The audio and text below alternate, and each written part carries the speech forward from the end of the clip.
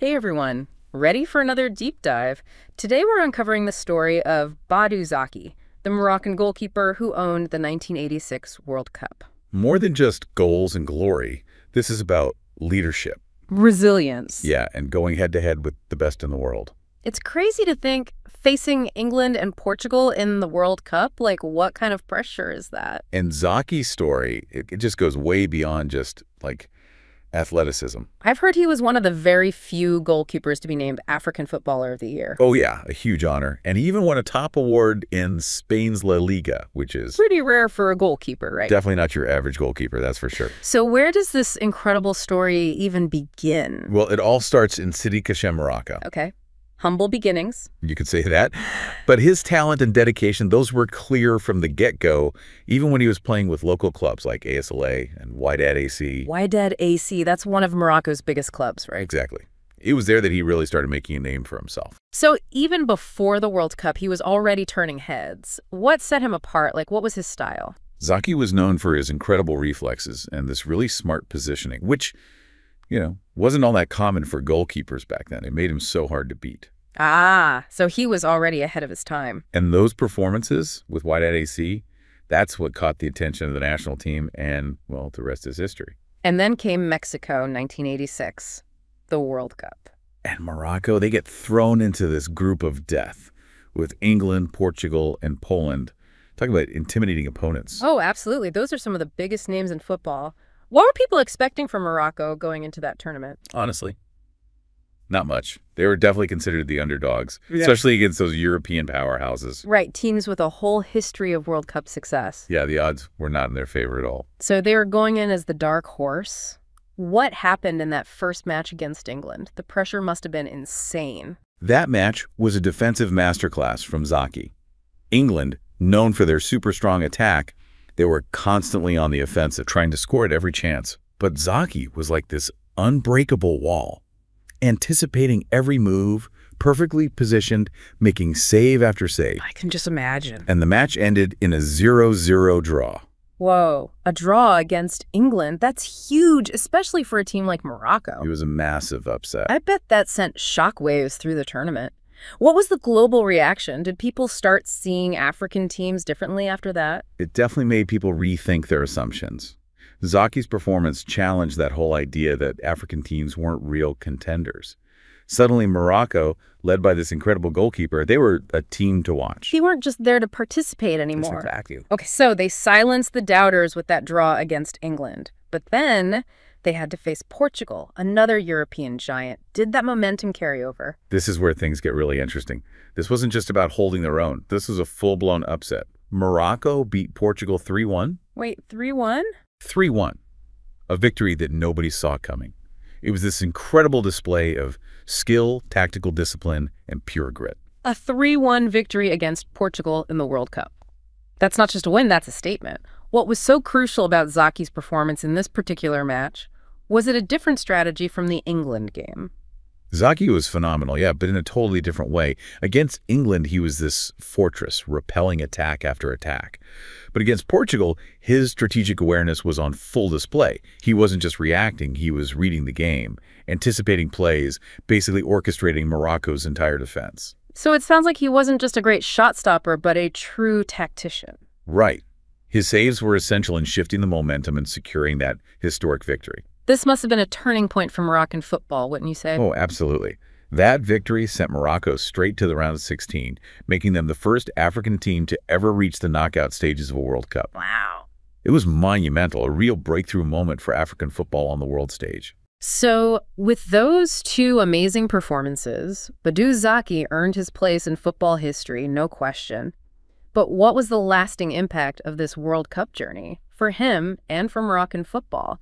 How did it change the way people saw African players and teams? Zaki's performances totally shattered those preconceived notions. People started recognizing the massive talent and potential in African football. It wasn't just about Morocco anymore. Right. It was about proving that African teams could compete at the highest level. He became a symbol of African excellence on the global stage. That's incredible. But Zaki's story, it doesn't end there, does it? I know he went on to have a very successful coaching career. Oh, that's right. Zaki's story is far from over. We'll dive into his incredible coaching journey and the lasting legacy he built both in Morocco and beyond in the next part of our deep dive. Can't wait. We left off with Zaki's incredible World Cup in '86, a real turning point for African football. But like you said, his story goes on, right? From star goalkeeper to respected coach. It almost seemed natural. He always had such a deep understanding of the game, even back when he was playing. So he wasn't just reacting out there on the field. No. He was analyzing, strategizing, almost like a coach on the field. Ah, I see. So that tactical awareness we saw, especially in that match against Portugal, that was just a glimpse of what was to come. Exactly. And as a coach, he really drilled down on those same qualities. Discipline, tactical mastery, mental toughness. That was Zaki all over. Sounds like he was a real strategist, planning for everything. He believed in being prepared for any situation, studying the opponents, knowing their weaknesses, and playing to his team's strengths. Okay, so where did he really make his mark as a coach? Well, he had a few stints as the head coach of the Moroccan national team, but the one that stands out for sure is the 2004 African Cup of Nations. Right, the one where Morocco almost took home the title. What made that team so special under Zaki's leadership? Well, they had a strong team, for sure. But Zaki, he took them to a whole new level. They played with this incredible tactical discipline and belief, kind of like that '86 World Cup squad. Oh, yeah, you mentioned that before. They fought hard in every match, exceeding everyone's expectations. They went all the way to the final. It's crazy they got that close to winning it all, so it sounds like he consciously tried to instill that same spirit, that underdog mentality that he had as a player. Oh, definitely. He drew on his own experiences, Yeah. to motivate and inspire his team. Reminded them that they weren't just playing for themselves, they were representing an entire nation, a continent. Yeah, that's powerful stuff. So beyond the motivational aspect, were there any specific tactics or coaching techniques that Zaki was known for? He didn't just try to copy his own playing style. He adapted to the players he had and to the opponents they were facing. He was amazing at analyzing weaknesses and finding ways to exploit them. A real master strategist, on and off the field. Oh, and he was really big on set pieces, both attacking and defending. He knew how crucial those could be in changing the game. Did his coaching influence go beyond Morocco? For sure. He was known all over Africa, even in Europe, as this brilliant tactician and motivator. Many players, especially goalkeepers, looked up to him. It sounds like his style wasn't bound by borders. Exactly. He had a huge impact on how the game developed. So he wasn't just a great player, he was a successful coach and a true ambassador for African football. But let's rewind back to his playing days for a sec. You said earlier he won some big award in Spain's La Liga. That's not something you see every day, especially for a goalkeeper. What was that all about? Oh, we're talking about the Ricardo Zamora Trophy. They give it to the goalkeeper in La Liga with the lowest goals-to-games ratio. La Liga, one of the toughest leagues in the world. Wow. And he won it in the 1988-89 season, playing for RCD Mallorca. So this is after the World Cup, he goes to Spain and continues to dominate. That says a lot about his ability to adapt to different styles of play. Oh, absolutely. La Liga is famous for its attacking football. And Zaki was just a rock. This award solidified him as one of the best goalkeepers in the world, not just in Africa. So we're talking about a player who was a World Cup hero, who excelled in one of Europe's top leagues and then became this influential coach. What do you think is the most important part of his legacy? Is it his style of play, his coaching accomplishments, or something else entirely? From those small-town beginnings in Sidi Kachem all the way to La Liga and that unforgettable World Cup. It's really an amazing story. Talent, hard work, resilience. And that belief that he could break down barriers. His legacy, well, it's complicated. He was an amazing athlete, obviously. Yeah. But I think what really stands out is how he changed the way people saw African football. He challenged all those stereotypes and inspired a generation of players to aim higher, to dream bigger. Exactly. His story, it's not just about football. It's something everyone can relate to. It's about pushing those boundaries, achieving things that seem impossible. Yeah, you really see that throughout his whole journey. For sure. Zaki's story shows us that where you come from doesn't have to limit you.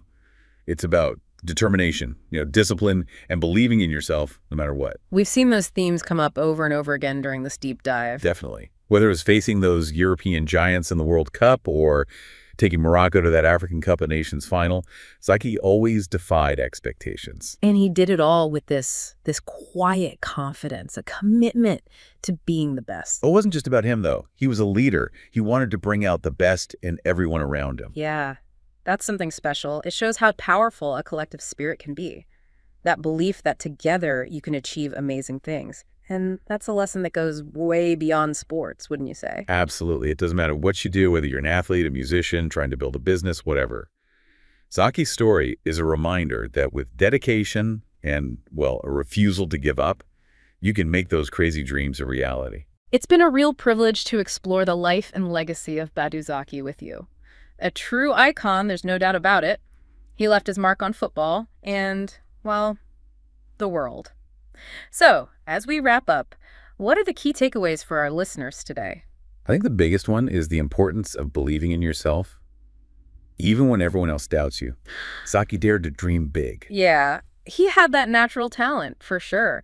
But he paired that with this incredible work ethic, and he never, ever lost sight of his goals. And I think it's important to remember that a lot of those limitations we feel, they're self-imposed, right? If you can push past your comfort zone, embrace those challenges head on, you can do amazing things. Exactly.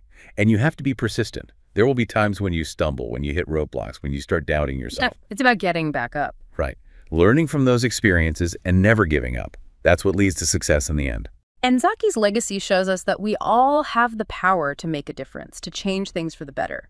He wasn't satisfied with just his own success. He wanted to lift up the whole sport, inspire those who came after him. Yeah, it's not about how many trophies you win. It's about leaving a positive mark on the world, inspiring others to follow their passions. Exploring Badou Zaki's journey has been truly inspiring, and I hope our listeners feel the same way. Remember, greatness is not reserved for a chosen few. It's out there for anyone who's brave enough to dream, to work hard, and to never, ever give up. Thanks for joining us for this deep dive into the incredible life of Badou Zaki. Keep learning, keep exploring, and most importantly, keep believing in yourselves. Until next time.